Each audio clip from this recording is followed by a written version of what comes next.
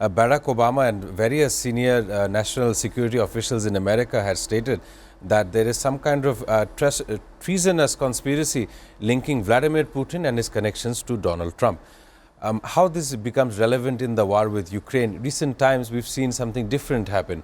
Both the two leaders are at each other's throats with various comments being thrown on social media and media in general. I'll come with Mr. Saleem Samad. This war has been going on for more than 3.5 years. Much of the life has been lost. A prisoner swap program took place. How do you see the unfolding of this issue? And European leaders are all worried. Will they be the next country that Russia invades? Yes, you are very right. I mean, if you look into the Donald Trump's election campaign, during his election campaign, one of his major agenda was to stop the war in Ukraine. That has not happened. So after he became the president, I don't know whether we should use the word he tried his best or he has given enough effort. That I am not going to discuss. But it is true that as you have mentioned, the war is still going on.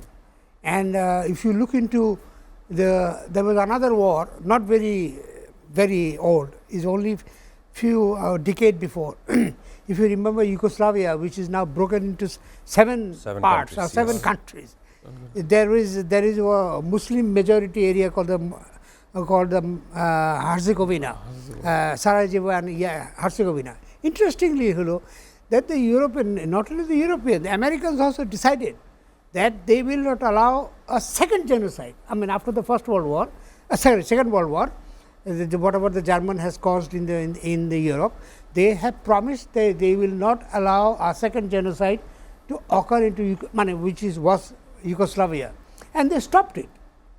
But we should also mention that not a single Arab countries, not the Arab League or the OIC has made a single statement about how the genocide and the persecution against these Muslims in Sarajevo and Herzegovina. So let us not hear about that allegations against these Arab countries. I am very frustrated with them. Look at the Arab countries, the Arab League or the OIC has not made a single statement about Gaza. You are talking about Gaza, you are making a lot of noise. He is also very critical of what is happening in Gaza or in the Arab countries is not bothered.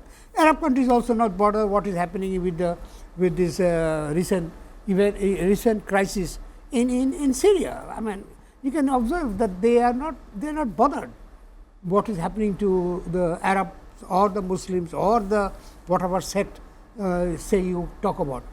When you come to the issue of Ukraine, Zelensky possibly he is still very popular. I believe he is still able to negotiate. He has been able to talk to NATO. He has able to talk to the European Union as well as the United States. Now, the United States is giving them some to protect the skies of Ukraine. According to another report in Washington Post, which I read the day before yesterday, it says the number of the Sky Dome that they have they have been going to sell or United States is giving to Ukraine it will last only 7 days.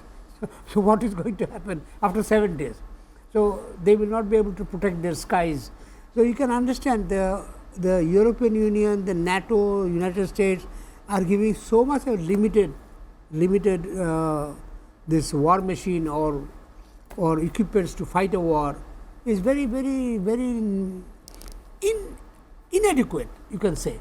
So you can understand that the sincerity of United States and the Europe Union are not very vocal and not very bold.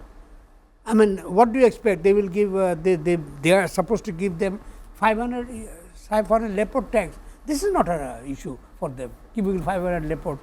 If in 1971, if Russia can give to Bangladesh war all the weapons that it is from mortar to artillery, everything was given by the then Soviet Union.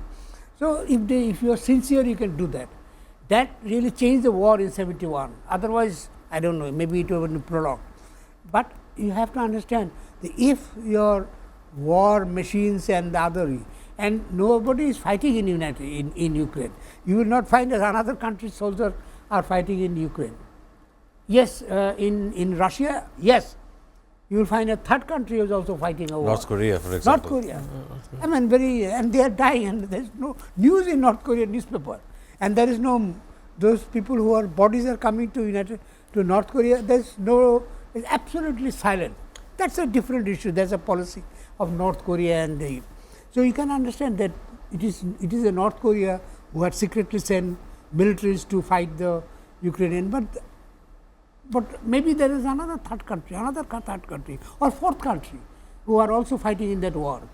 That what does it give? That the Russians are not as moralized, I would not use the word demoralized, as they were in the Second World War. If you have read all those books and the cinemas in the Second World War of the Russian, you will be surprised. There's so much to confront the Germans.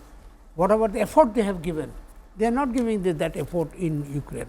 So I am not sure whether they want to occupy Ukraine. They have occupied some parts of Ukraine, and they are happy with that. Whatever they have occupied, yes. Crimea and whatever they could do. I'm not. They are not aggressive. We are not going inside Ukraine. They are not going to Kiev, the capital of Ukraine. So I'm very confused of what is happening in Ukraine-Russian war. From Mr. Saleem Samad, definitely it's all about Bangladesh. What do you think? Thank you. I will, regarding corruption that he has mentioned, I will go 100 years ago. If you read a book by a British, the British official who has come to Bengal at that time, and he was posted in Chittagong for a long time, and he wrote a book for The Last Guardian, which is available in Dhaka, by a book publisher, Last Guardian. And I was amazed to read that book. That book describes of corruption, the system, the pattern of the corruption. It is nothing, not like today. The corruption what is today taking money from every street corner or from the vendors.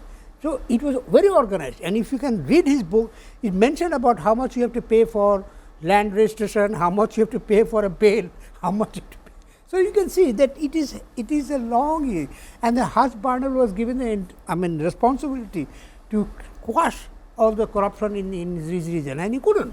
And he mentioned about his detail of the corruption and even the British, of course, the British officials were also involved, and he also mentioned that by name. I am not going to go into detail of his book. So this is more than 100 years old.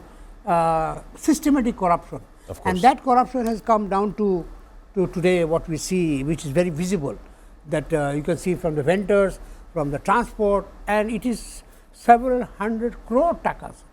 It is not few 100 lakh taka. Even from the transport sector, according to Prathamalo, that they collect, even Dhaka city, not entire Bangladesh, they did a study and they found the 2.5 crore protection money is collected every day.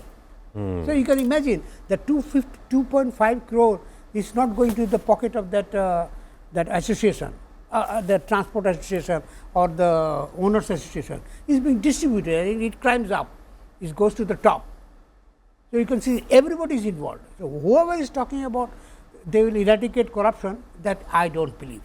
I don't believe, because whoever has been involved in corruption, like the previous regime, previous regime, who are now talking about eradication of corruption, and of course the new political, the new political student party, they are also talking about corruption, but they are also involved in corruption. So it's very drastic.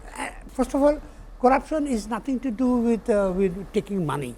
Corruption is also giving money. So it is a two-way traffic. Definitely, it's a very nice perspective. You have to. Somebody has to stop somewhere.